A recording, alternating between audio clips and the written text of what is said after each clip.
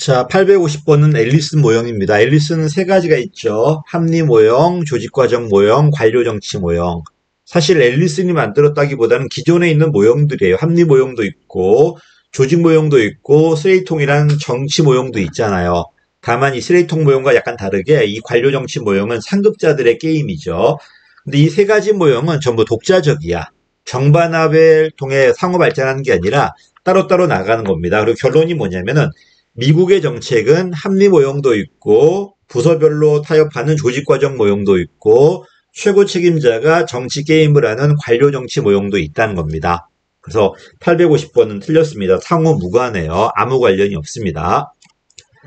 자, 51번입니다. 쿠바 미사일 사건 맞아요. 그 쿠바 미사일 사건에서 미국이 세운 정책이 뭐였죠?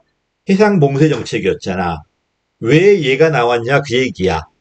여러 대안 중에 다 분석해보니까 걔였다 합리 모형, 부서 간 타협한 게 걔였다 조직과정 모형, 상급자들의 정치 게임 파워 게임이었다가 관료 정치 모형이에요. 그리고 다 적용될 수 있다는 거 부분적으로. 그래서 누가 더 바람직하다는 게 아니라 어떤 정책에는 부분적으로 모든 모형이 다 적용될 수 있다는 겁니다. 이건 틀렸죠. 그래서 합리 모형보다 얘가 바람직하다는 게 아니라 다 부분적으로 이용될 수 있다는 겁니다. 자, 82번입니다. 앨리슨 모델 이리아 합리 모형이에요. 개인 차원의 합리 모형을 그대로 국가 정책에 집어넣은 건 맞아요. 반면 모델 2는 회사 모형을 집어넣은 거고요. 그래서 모델 1은 개인적 차원의 합리 결정 설명을 그대로 국가 정책에 집어넣어 가지고 목표가 명확하고 인과성도 분명하고 여러 대안 중에 최적의 대안이 바로 해상 봉쇄였다는 겁니다. 52번은 맞았죠. 53번입니다. 합리적 행위자 모형은 아니야. 하나 일사불란한 유기체예요. 한 사람의 대통령 최고 책임자에 의해서 조직이 장악되는 모형이야. 그래서 반면에 조직 내 권력이 개인들에게 나눠져 있다. 이건 상급자 개개인들에게 자원이 나눠져 있고 이 자원을 가지고 파워 게임을 하는 건 관료 정치 모형입니다. 앨리슨 모형은 틀렸죠. 권력이 집권화돼 있고 국가 전체 시각에서 최고 답을 찾는 게 합리 모형. 상급자 개개인들에게 권력의 자원이 나눠져 있고 자기네끼리 파워 게임을 벌이는 게 관료 정치 모형이고요. 54번입니다. 앨리슨의 합리적 행위자 모형은 국가 전체 이익이야. 그치? 국가 전체 이익과 국가 목표를 추구하는 거지. 이러다 보니까 개인의 이익을 고려하지 않죠.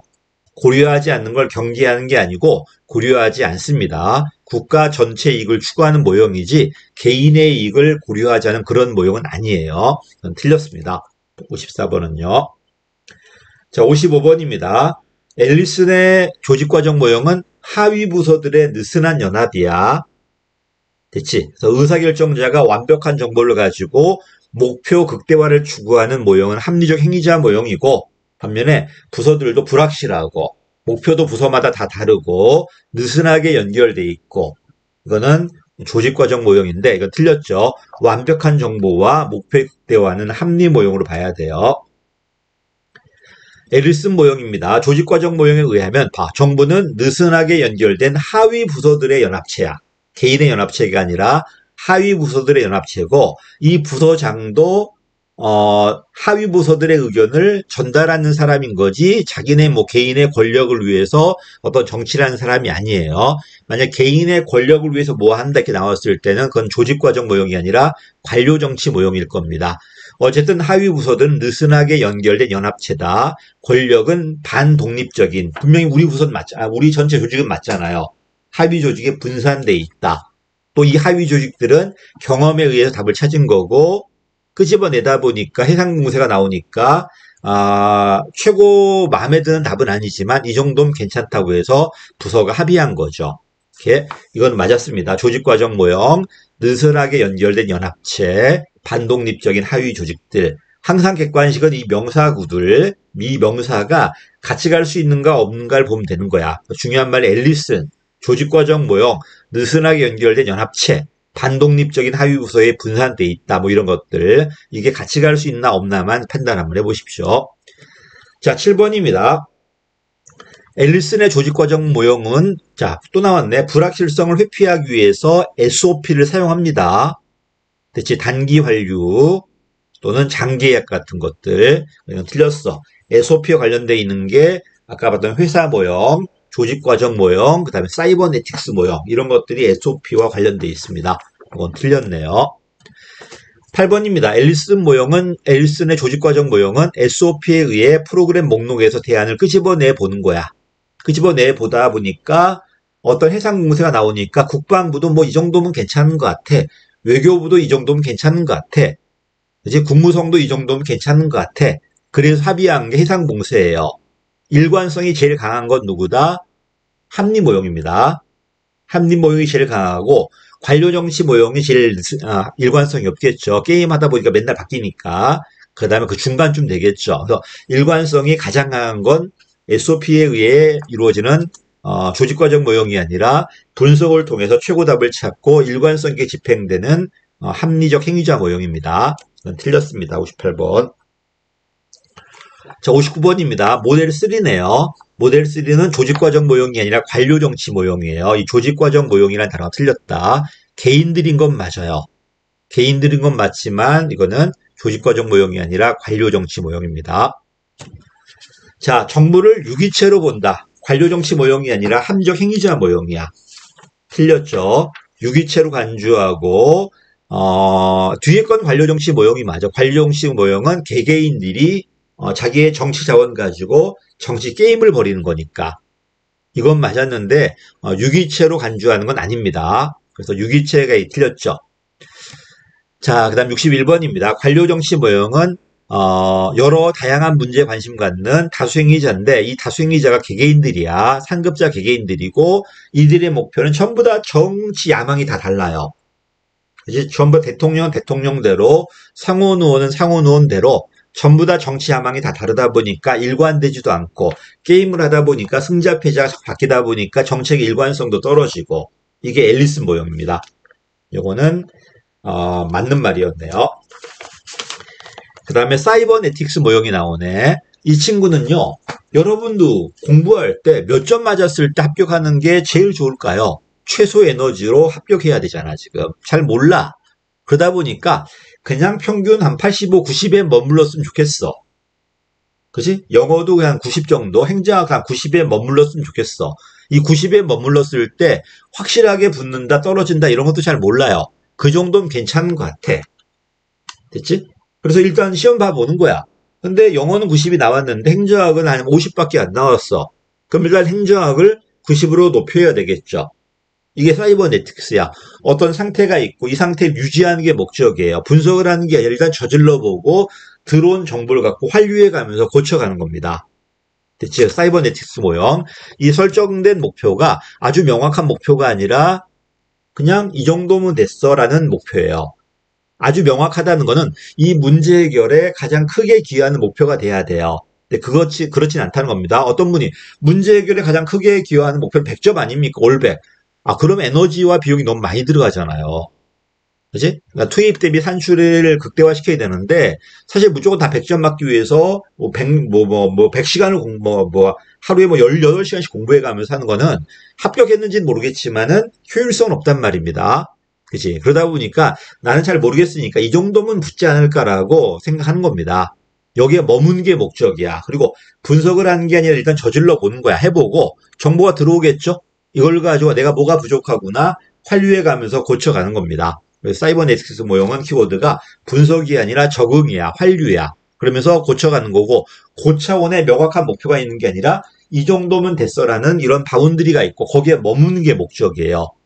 이탈했다면은 다시 수정할 거고 이탈하지 않았다면 유지하겠죠.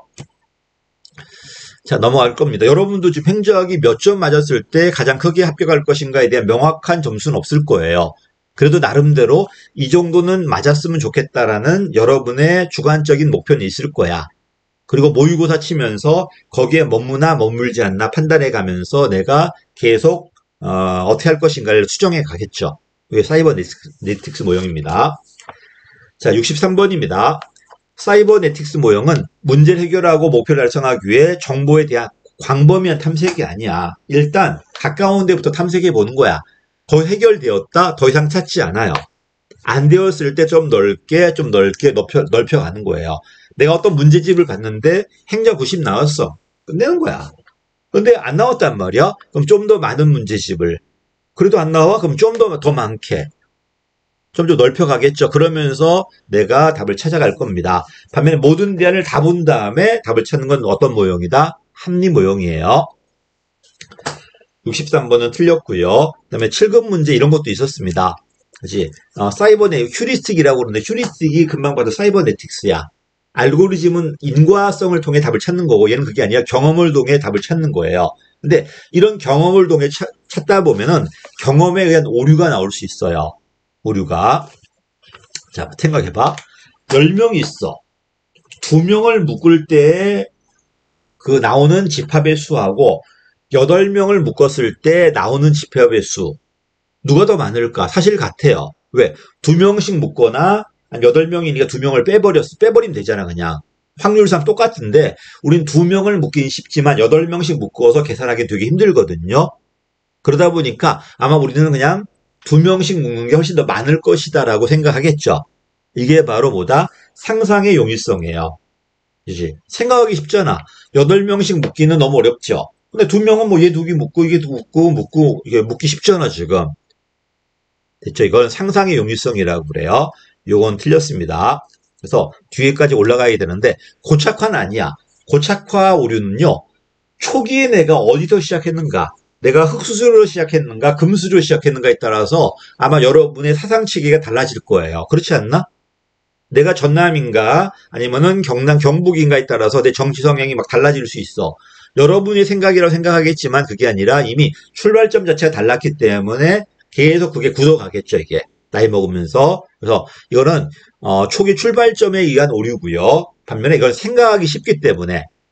그치? 왜 8명씩 묶는 것보다는 2명씩 묶는 게 훨씬 더 쉽단 말입니다. 그래서 이건 상상의 용이성이라고 그래요. 넘어갈게요. 이런 것도 있었습니다. 실급 문제였는데. 반면에 이게 초기 출발점의 오류가 바로 뭐다? 이게 아까 봤던 고착이나 조종에 의한 오류야. 둘이 바꿔놓은 거야, 지금. 그래서 64번과 65번은 둘이 바꿔놓은 거니까 봐보시고요. 마지막 하나만 더 하겠습니다. 자, 그럼 어떤 모형이 맞나? 합리 모형이 맞냐? 점증이 맞냐? 그러다 보니까 그게 아니고 상황에 따라 필요한 거 골라 써야 되겠죠. 항상 목표가 있고 대안이 있어.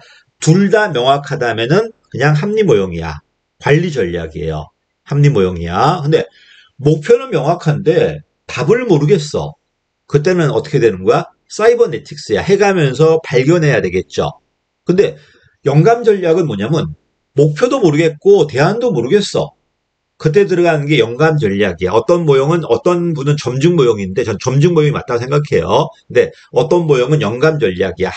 하이에스는 점증 전략이라고 그랬고, 그다음에 이게 데프트 하셨나? 그분은 영감 전략이라고 그래요. 어쨌든 다시 할게. 영감 전략은 뭐다? 대안도 모르겠고 선호도 모르겠어. 선호가 우리가 합의한 거잖아. 선호도 잘 모르겠고 인과성도 없어요, 지금. 아무것도 모르는 거야. 목표도 모호하고 대안도 모르겠단 말이야. 그치? 그때 들어가는 건 영감 전략이 맞는데, 근데 뭔 이거야? 선호는 안 해. 그럼 목표는 있는 거야. 근데 대안을 모르는 거야. 사이버네틱스 또는 판단 전략이라고 그래요. 이건 틀렸습니다. 영감 전략이 아니라 판단 전략이에요. 판단 전략. 이건 틀렸습니다. 근데 이거보다는 하이에스 모형을 좀 잘 봐두십시오. 하이에스 모형은 아예 대놓고 목표와 대안으로 나와요. 목표도 명확하고 대안도 분명할 때는 합리 모형. 목표는 명확한데 대안을 모를 때는 해가면서 발견해가는 사이버네틱스 모형. 됐지? 반면에 대안을 알겠는데 목표가 안 되었을 때는 타협해야 되겠지. 타협 모형. 반면에 둘 다 모를 때가 점증 모형이야. 점증 모형. 그래서 영감 전략이 틀렸습니다. 영감 전략은 다 모를 때, 선호도 모르고 대안도 모를 때가 영감 전략이에요. 근데 영감은 좀 그렇잖아. 영감 이게 약간 직관적 같은 건데 이거보다는 하이에스는 점증 모형 요로 들어가요. 다 똑같은데. 자, 여기까지가 이제 정책 결정 모형입니다. 그 다음에 누가 나오냐면 딜레마 모형이 나오고 이제 품위제 같은 게 나올 겁니다. 딜레마가 중요하고 나머지는 중요하진 않을 겁니다. 여기까지 하겠습니다. 감사합니다.